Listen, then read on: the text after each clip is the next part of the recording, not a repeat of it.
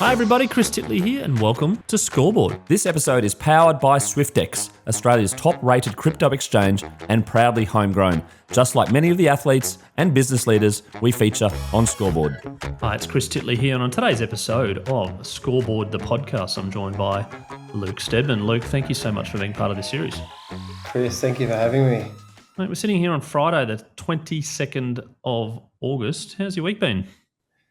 It's been wet. We've had so much rain here in Byron Bay, where I'm located. So it's been a wet week, but today the sun is out, so it is very well received, and you can feel the energy change. This morning I did a couple of coaching sessions with some of my students, and everyone just came with a much higher energy, lifted energy, I would say. Very excited to see the sun. Mate, excellent. And do you still run all the coaching classes when it is miserable, windy, cold, raining, or do you bin them?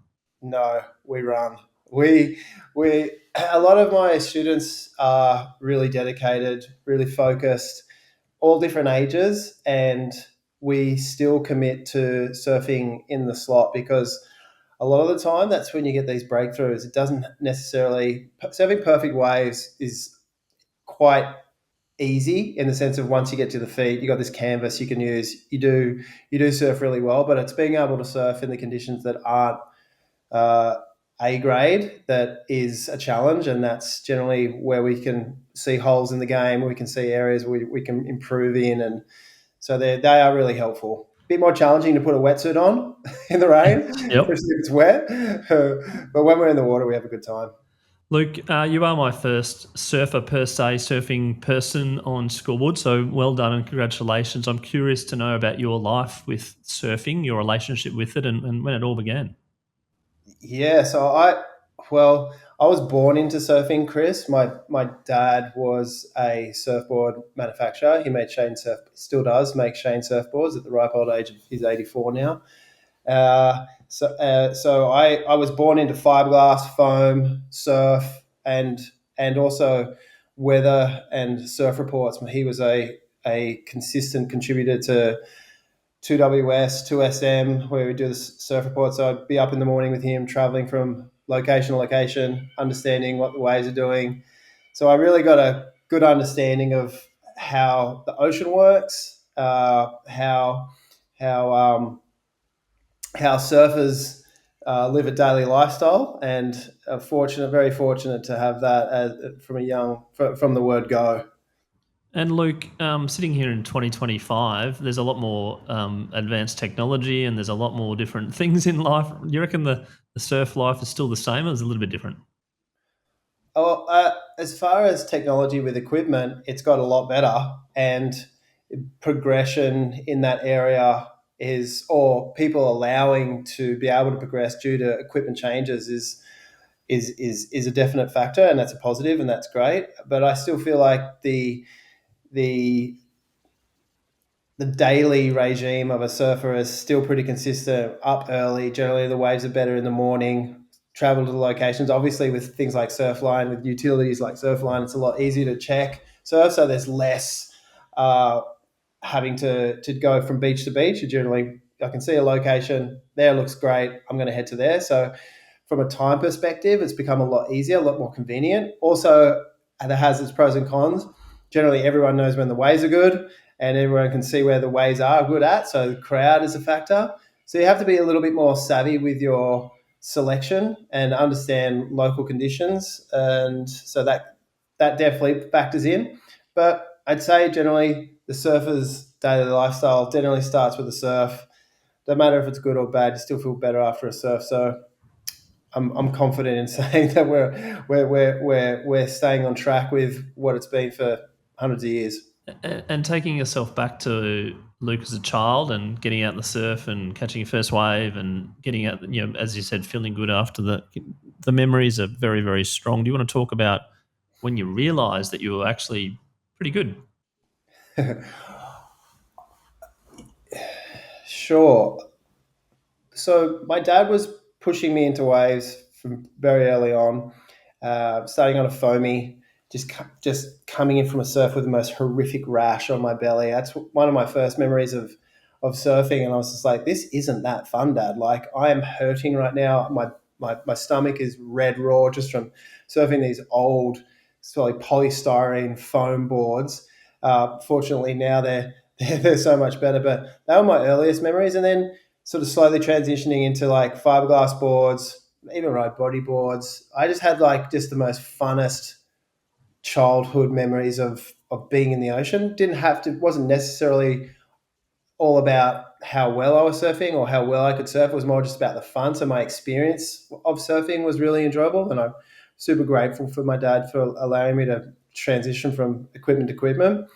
And then I didn't really. All my friends surfed, and they were all really competitive, which was great for me as well. So I sort of tagged on with sort of on their coattails. I wasn't very competitive as a young grommet, and also I didn't really feel like that I had the natural talent that they did. That's my natural talent was more my ability to commit and focus and really put 100% into to getting better. And that sort of started to shine through in my sort of later teens. But surfing for me was purely fun up until I was leaving high school, and then I sort of realized that I had a talent, and I had some local sponsors. I started writing for Billabong. I think it was my first sponsorship, and then later joined Quicksilver team when I was 18. And yeah, so when I left school, that's when I sort of really started to feel like I could maybe make a bit of a dent in the pro surfing scene. When you were before that, maybe your mid teenage years, did you think like there was some? Obviously, you talked about the competitive nature of some of your mates. Did you think that they were sort of a bit, over the like you were going? You always had this deep belief. You're like, oh, it's fun, but I could probably beat these guys, or there's nothing in there. No, no. Actually, I was always of the thought that these guys are so much better than me. I wonder if I'll ever be able to beat them. I didn't feel like I had like a really high confidence level. That was probably one of the areas that I had to work on most when I started competing more seriously. And I can get into that later. Some of the things that I did that helped me through that journey. And I actually didn't like competing when I was young. I felt really nervous and tense. I didn't enjoy the experience of being around a big group of people that with lots of talent as well. I felt a little bit. I felt it overshadowed me, and I wasn't comfortable there. And they're just sort of one of the things of being out of your comfort zone. And I think that my dad especially was more excited for me to be around a little bit more to get used to it, just because it's just a regular part of life is being in an environment that you're not feeling 100% comfortable in, and then being able to survive and then adapt and then enjoy that experience. I think that was one that my dad was excited for me to obtain those skills to be able to do that. So to answer your question, I didn't feel like I could beat these guys, but I think it happened by accident. It was like one heat where you actually, dealing with the ocean too, is you're dealing with Mother Nature. It's unpredictable. You can't control it. So you have to be able to, you know, factor in all these variables and these percentages, and then sort of go with like the best percentage of like where the waves are breaking, and hopefully, and then getting a couple of waves that allow you to get some scores. So they're pretty unreliable. And then sometimes there's a bit of good luck that comes with that, and then you get a win, and then all of a sudden the confidence goes up. So it's like with life, is you get these little wins and they compound, and you can bank them, and then confidence comes from past success. So you get a little bit of a win here and there, and then you're like, oh, maybe I can do this. So that was a really fun part of, I think, with surfing. It allowed you to get those experiences, because Mother Nature sometimes just would throw that person who generally was thought to win a curveball and they didn't get any waves, and then you beat someone with real skill. It's like, wow, that was fun. Yeah, no, there's a bit of a deep belief theme there in some of the guests around the natural talent and fun levels, etc. But there's a grey area, I suppose, when you're in your teenage years, that if you do things that like events, etc., and you just don't like it, there's a chance you give up the sport. Did you ever think, oh, I don't like this event? I came 14th or something, and it's just too hard, too many egos. I never was deterred to the point where I didn't want to come back to an event, because I always had so much fun just with outside of the heat as well, just with all my friends. And, you know, being on the beach, watching people surf, going for free surfs around the comp site, cultivating friendships, meeting people from outside of your area.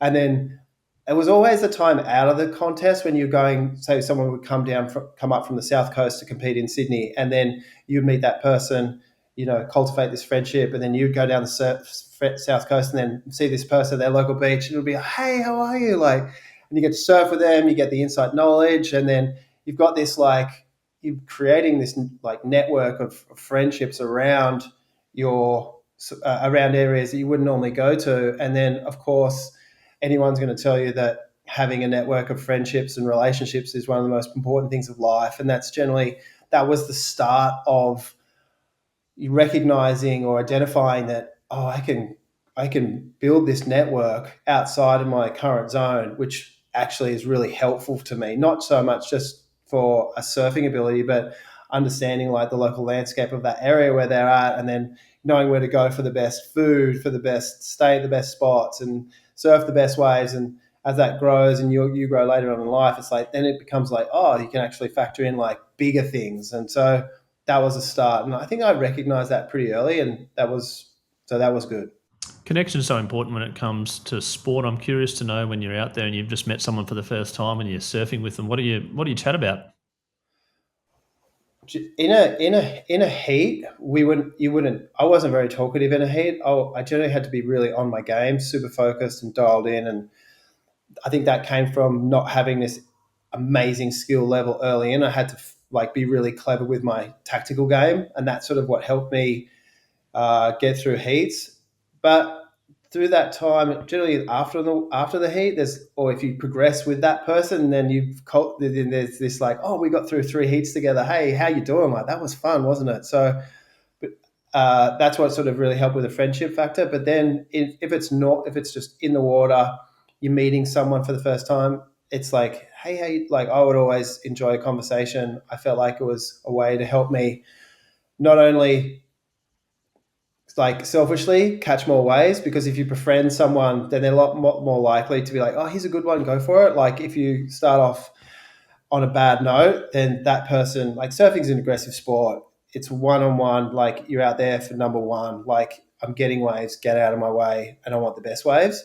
And the better locations you go to, the more heavy the lineup would be. So again, tactically understanding what the lineup feels like and looks like, and then being able to work in a strategy to help you catch waves is super helpful, whether it's competing or whether it's just turning up to a really good surf location for the first time. So, for example, if you go to Hawaii, or if you go to somewhere that is like very heavily localized, there's a really important way to navigate that lineup that comes with understanding what should be done at what time. Strategy as well. I'm also curious to know that you do 3 heats with someone and you say, oh, wow, wow. And then you might compete with them again and you're like, no, this we're getting our competitive edge on now. Is that sometimes happens as well?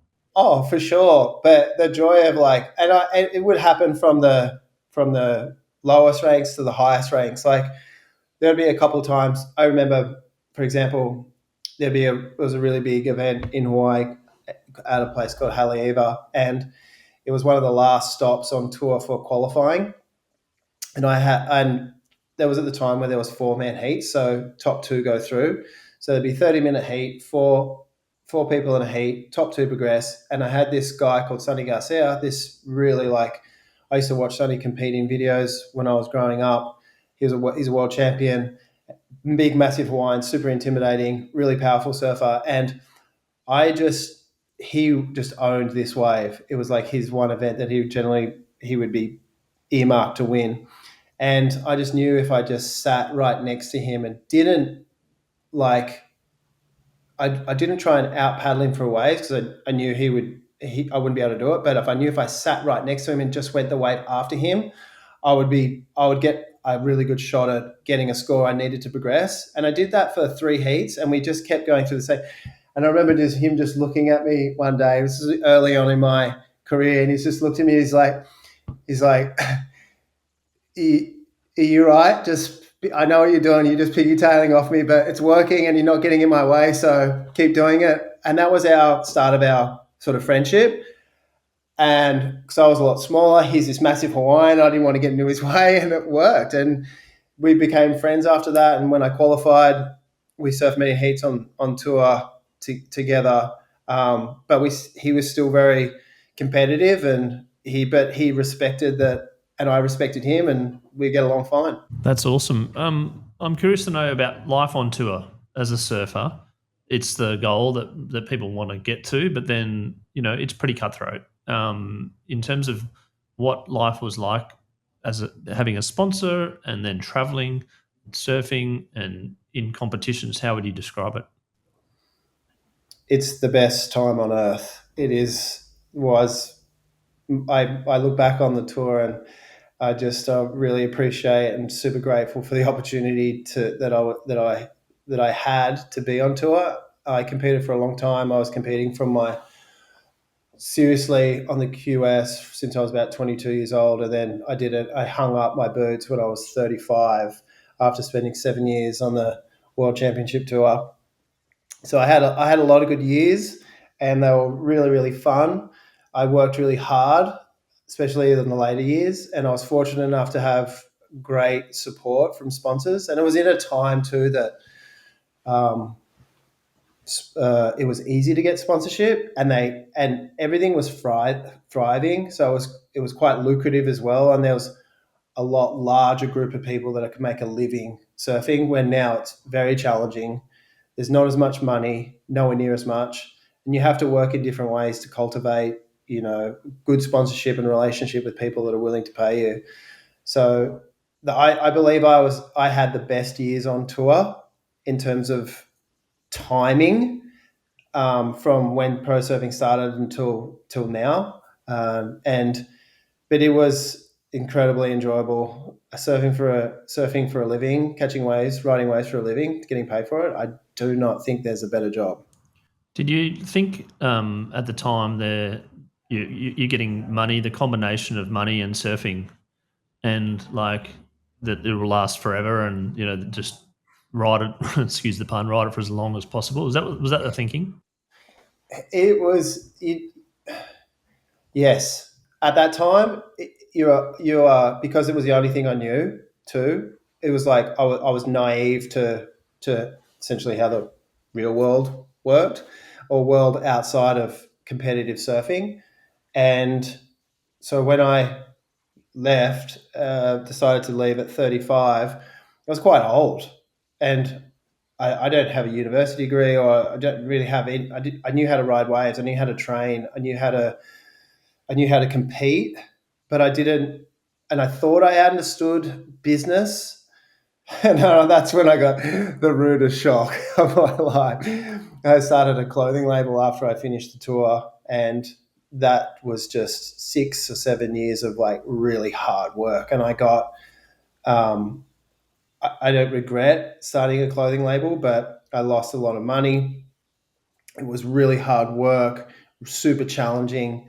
But that 6 or 7 years, that was my reintroduction to business, and to how to manage multifaceted areas of things that you don't have control over. A lot with businesses, there's just factors that you can't control, and that I would have to rely on those. And I found that really challenging, and that was my biggest hurdle after leaving the tour, was learning how to do business.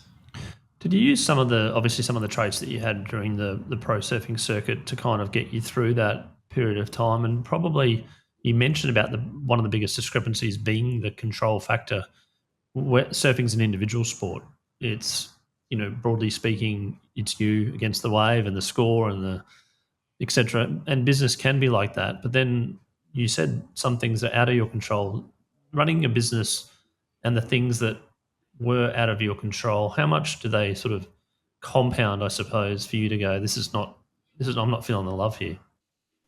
Yeah, that was my the not having control of so many aspects. So, for example, I didn't have control of when people would pay me. I didn't have control of like shipping and making sure stock would arrive on time. I didn't have control of if, say, for example, a print didn't go on the t-shirt in the correct location, and then they would get shipped to a store and then they didn't want it because it was different color. Like, there was so many different variations and variables of control that I didn't have, that I decided that wasn't the line of work that I wanted to be in.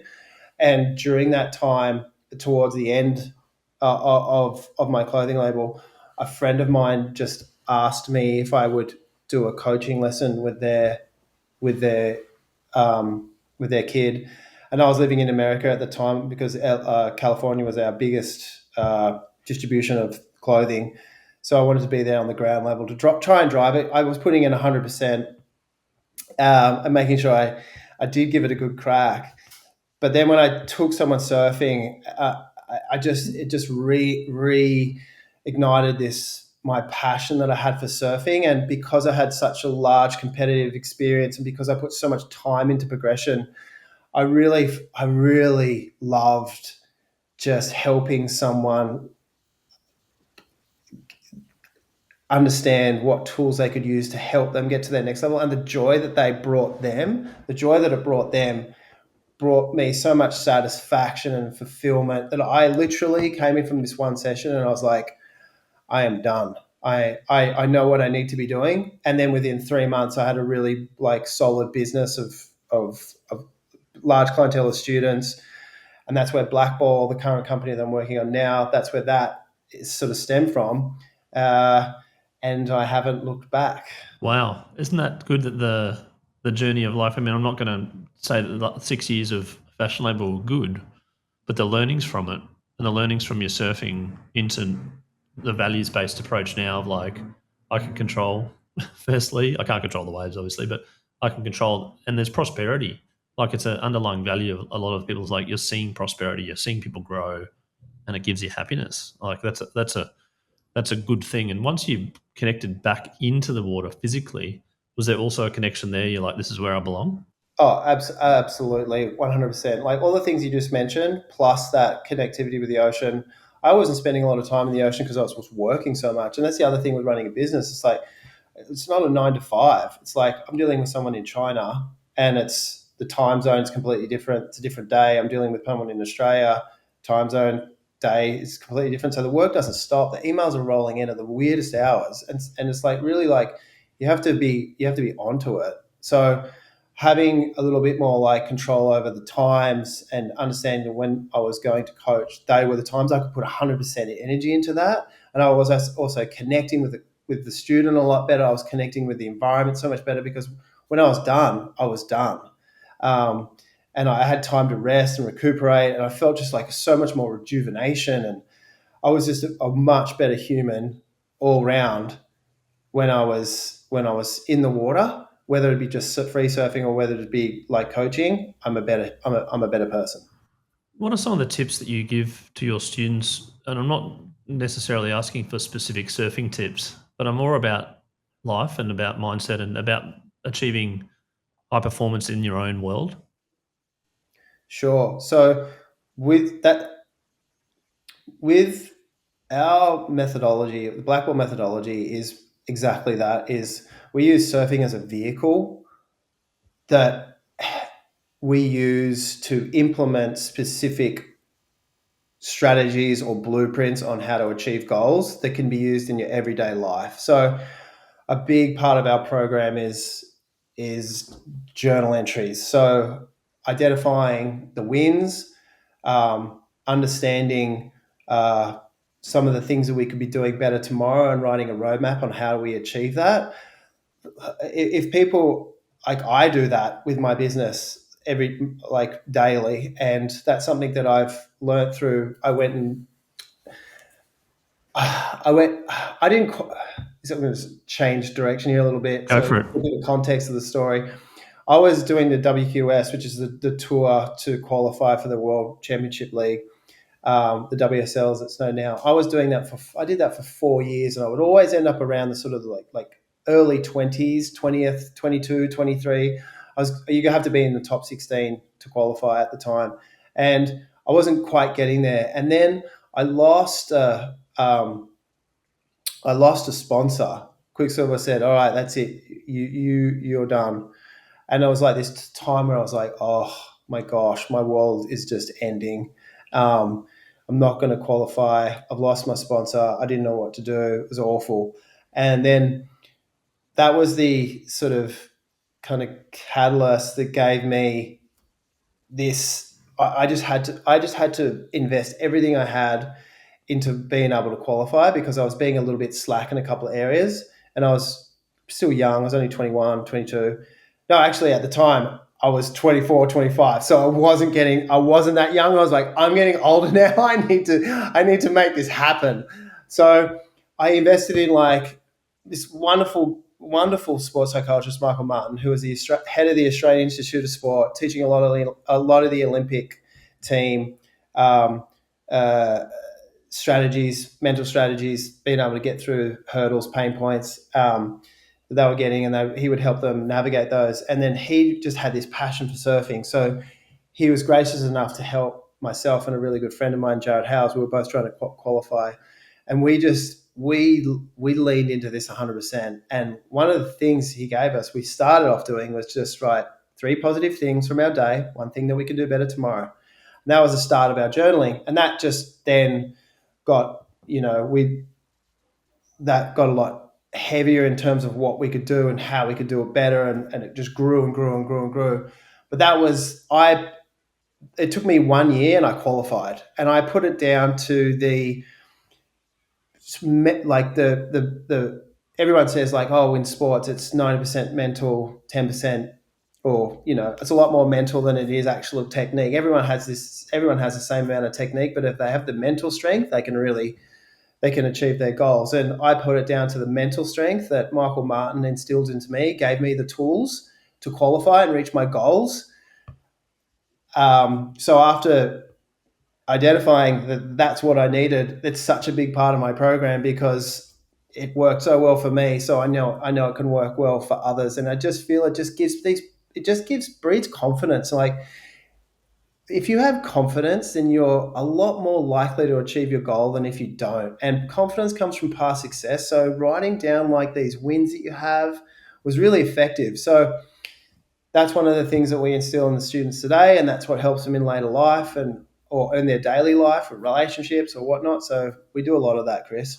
Where does energy come into it in regards to confidence? Because I was chatting to someone the other day about the positive energy that you bring to other people, and it's contagious, and it stills. But obviously, having a win or some sort of win breeds confidence, which may breed energy. But at some point in time as well, like you're feeling flat, and you're feeling like you haven't had a great night's sleep, and things aren't going your way. How do you deal with that? Yeah, it's a great question. How I would deal with that personally was, one is rereading those diary entries is really powerful. So you might be feeling flat or not be feeling like you're at your peak performance, and then you just skip back, 2 months ago, and you read about this challenging day that you had and how you overcame it, the challenges, and how you had success. When you read that, you're like, oh, that's right. I forgot about that. I nailed that day. I had a really good win. And then you skip to a couple of other pages, and it'd be something totally different. And then you read about your day that you had, and the challenges and how you overcome them and the wins that you had, and then you'd be like, that's right, I had that win. So that changes your energy. And then if you just do some simple things like breath work, really powerful motivational tool. Like, sometimes you just do not feel like training. I don't feel like going for a surf. I don't feel like coaching. I don't feel like training.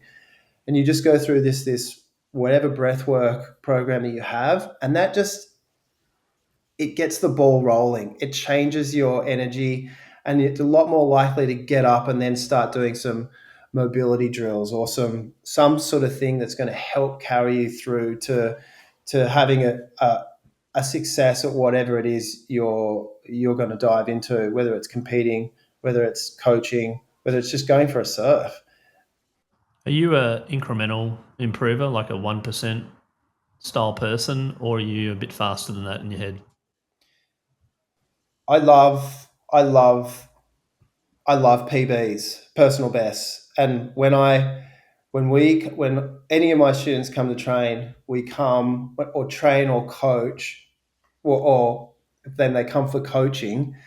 We have the mindset of today I am going to have a PB, and it doesn't necessarily mean to be in the water surfing, doing your best surfing, but it may be in how you structure your uh, how we structured our coaching period for that day, or it may be around, how well you are feeling, or how much did you hydrate properly, or did you was your mindset, what did you do today that was the best in your mindset strategy, or was it your equipment, or is it just something in your personal life that you're really proud of?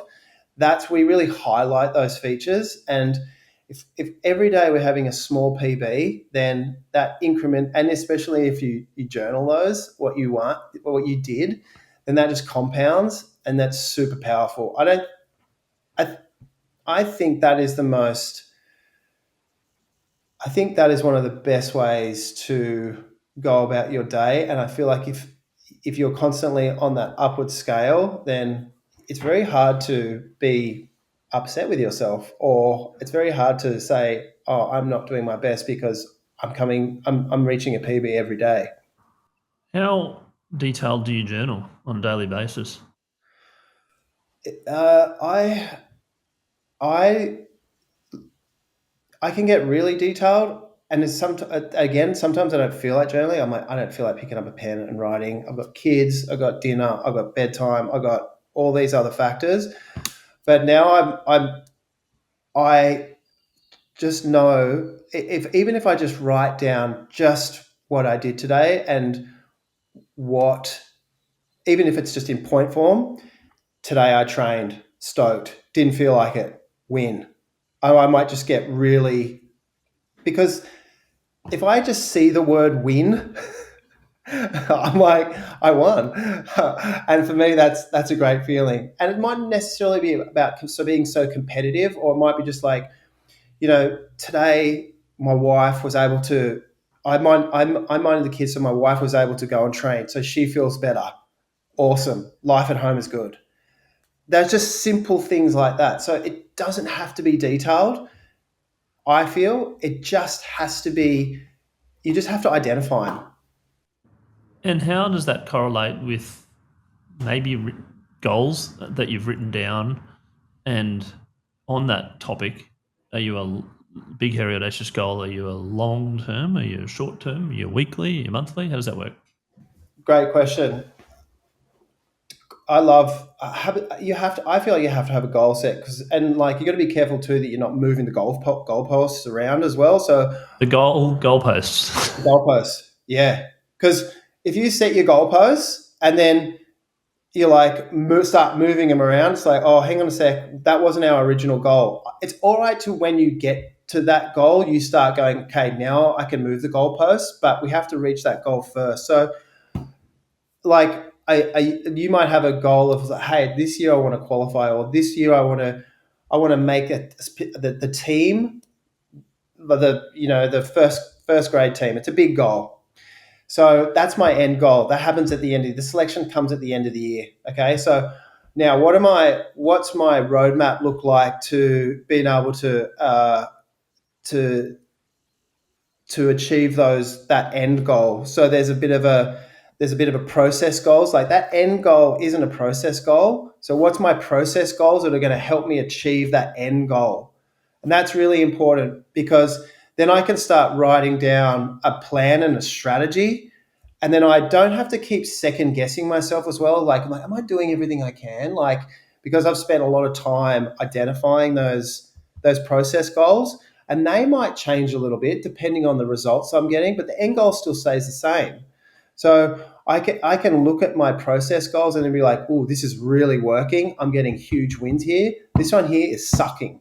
I'm not, it's not working for me. I can't get there. I need to change this one. So then I can do that, and then hopefully I'll get a different result, which then in turn helps me I hopefully like achieving my end goal. And then as well, it's like I can look at like my daily diary entries, and if I'm getting the wins and I'm like, yes, I'm succeeding, this is good. So essentially, too, like your diary entries like this, you've got a graph, and it's like it's showing you whether you're on target or not. And if you're not, it's like, okay, cool, I need to make some changes. But if you don't have any evidence there that points out to how you're traveling, then it's very difficult to pinpoint the area that you could possibly change. So there's a bit of accountability too. So, like for instance, if you say, "Oh yeah, I need to eat better and drink less alcohol and do this, etc.," but you don't journal it, you don't really know how you're tracking. Is that kind of where you're coming from? 100%. This leaves out the guesswork, and you can have a lot of it's you can a lot of the time be like, maybe I'm not doing this or maybe I'm not doing that. Well, if you've written it down, then it's clear to recognize, well, I'm not doing that, or yes, I am, but it's not working, so I need to change it. Trust is also trust in yourself and the belief in the process is very interesting, and you've actually analysed that very very well. I asked one of the WNBL coaches recently about trusting your own process. Like you trust your own process as a coach, and then the team's finishing sixth every year or something. Is like, are you backing yourself that you know that they can win a title, or is it you need to change the process? But I think you've nailed it in terms of refining your own personal process that feels good for you, and I think that's difficult for some people.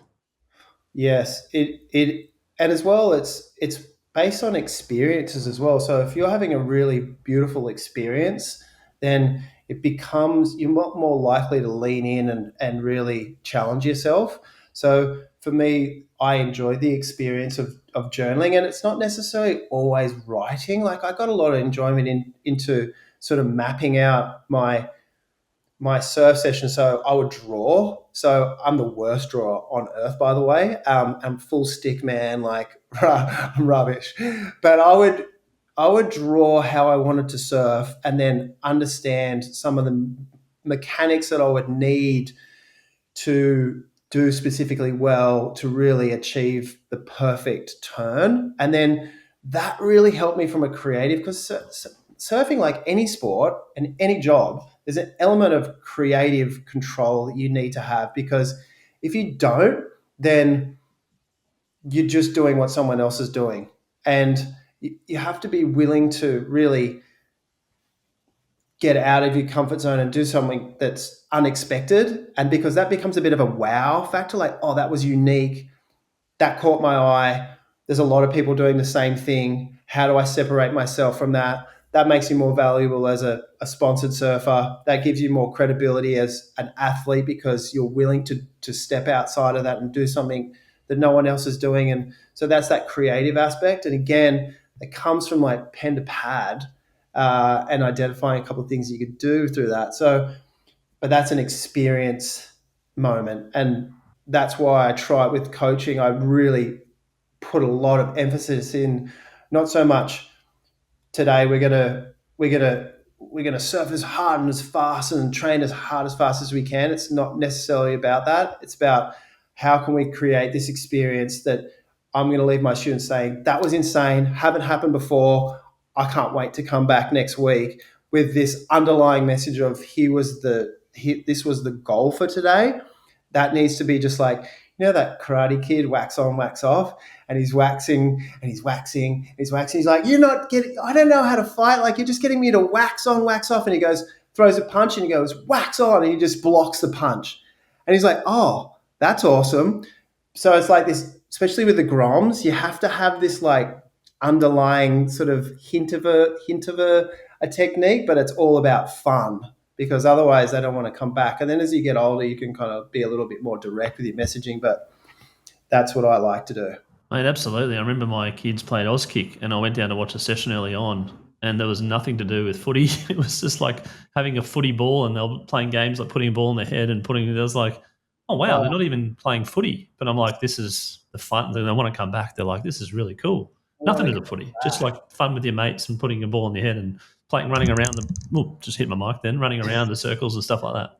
It's so true. Like my kids do jujitsu, and they're like, it's a very jiu-jitsu is very like connected sport. And it can be really like overwhelming and challenging for people who are first coming in, but they have all these names for all these different movements, and it's all fun. It's all play. They're only little, but they love it, and then they don't even realize that it's quite a high impact connective sport yet, because they're in the play zone still. And I was like, this is awesome. So I recognize that, and I try and incorporate that a lot into the surfing, and the kids love it. Luke, I'm going to touch on a question that I ask all my guests, which is this scoreboard moment, which is a moment in your life which is very vivid, very clear, and from that moment things change. It's sometimes it gets quite personal. So it's why I ask it as well, and it actually is a little bit of reflection. And we've been on reflection today around looking back at journals, etc. So I'm keen to know what your scoreboard moment is. So Sydney 2000 Olympics, they shut down the city, and it was this the highest energy I've ever felt that I can remember, of this positive, fun, beautiful like space. And we went to the opening day of the Olympics in Sydney, which was awesome. And then I just like really wanted to be a part of something like that within my sort of sporting career. But I had to go away the following day. I had to go and compete over in Portugal. And I remember we were just watching on the computer at like the weirdest times, 3 a.m. We were jet lagged, and we'd be in Portugal, and we were watching Ian Thorpe just smoke people in the pool, and we'd be all up cheering collectively as this little group of people. And it was just this moment of like, oh, imagine breaking a world record. Like, imagine, I wanted to be in Sydney so badly, but I was away in Portugal, but it was a way for us to connect like all together as these people. We were there competing, and that just inspired us we just wanted to win so badly. We wanted to do the best. We wanted to compete for our country, and that really inspired us to as well, because surfing is such a personal sport. You're competing against yourself, so we really kind of connected with that. It's up, if it's meant to be, it's up to me, sort of thing. You've got to. You're not competing in a team environment. So I just felt that in the Olympics, it was such a special moment. That was a big one. That's awesome. Another question I ask is about one's favourite all-time sporting moment that doesn't include themselves, to get out of the comfort zone a little. Yeah, sporting moment. Sporting moment. Well, Thorpe's probably just nailed that one, and two questions in one. Yeah, that was an epic one. I do love that. But I'm a big sports fan. Like, I get really emotional. Like, I loved just recently Volkanovski won back his world title. Like, I love him. I think he's such an inspiration, and he sends all the right messages. I love Adesanya as well. I think he was just such a character. And when those guys both came back from being, beaten to regain a title, it's very challenging. And they were under so much pressure, and they came away and they won. And for me, it's just like, I love that. That's awesome. And Luke, we talked about sponsorship early on in your life and how that helped you to get going. And obviously, when it comes to podcasting, I'm very grateful for our supporters and our sponsors. And we've got two sponsors. One is Swyftx, which is Australia's most trusted cryptocurrency platform. They've got over 1.1 million users in Australia and New Zealand. As part of that sponsorship, we do a little segment called the Bucket List, which is a sporting event that you haven't attended thus far that you'd love to attend. As part of their new TVC campaign, Where Can Crypto Take You? Luke Stedman, I'm curious to know what your sporting bucket list event is. Well, I would love to go to the UFC. I'm a big fan. Seeing the ones in America, especially the one in Vegas at the Sphere, that just looked incredible. So one day I will get to a USC. Living in Byron, there's there's not a lot of areas that will facilitate a viewing a USC location. But yeah, one day. One day, maybe crypto could take you to the UFC now. And our second sponsor for the segment, Do You Budget, is PocketSmith. PocketSmith is the personal finance app for the household CFO, the one keeping the budget in check, paying the bills, and kicking big goals. Over 80,000 Aussies use PocketSmith to track spending, their net worth, and plan ahead. And as part of their partnership, we ask Luke Stedman, do you budget? 100%. That was the one thing I learned from working in fashion, was knowing how to do a spreadsheet. Now I can bang them out and eat them for breakfast. So I'm a huge budgeter, and my wife gets quite annoyed with me because I get really, really granular. But it keeps us safe financially. Absolutely. I do my favorite thing is the little categorizations of spending, like the default things. So you can bucket into entertainment, or you bucket into schools or kids, etc. But you can narrow it down, and you're like, no, this is, Chris, you're spending too much on the old coffee. So make a change, and granular is the key word. Luke, one final question for you. Piece of advice that you can give maybe a 15-year-old at the moment who wants to become a professional surfer or a professional athlete or a high performer in sport. What are you telling them? Just one piece of advice, Chris? You can go two if you want, but one's good, yeah. No. I would say always try and do things your competitors are not. So generally what that does is, if you're competing as a surfer, everyone's surfing, everyone's training physically, everyone's doing a lot of things, working with their shapers, but what are they not doing? And what is something that you could get an edge over them? And then really taking that home and knowing that you've done something more than your competitors, incredibly powerful. Luke Stedman, thank you so much for being on Scoreboard, the podcast today, to share your journeys, your values, the ups and downs of life, the ups and downs of professional surfing, and where you're at now in terms of your school and your program in Blackball. Thank you so much for being part of it. I look forward to following your progress and following Blackball and your progress, and look forward to keeping in touch. Yeah, thanks very much, Chris. Appreciate being on your show.